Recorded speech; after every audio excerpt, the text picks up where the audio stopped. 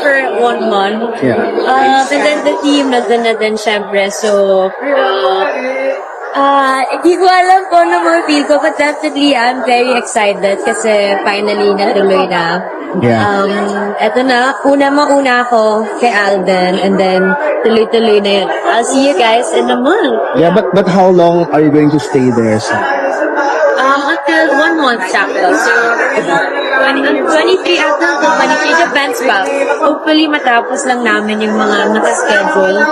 And sana maayos yung weather, yung mga locations and all. So, yeah, pag-premium na lang kami doon na sana maging smooth lahat siya. So, kumusta naman yung preparations and expectation for the shoot?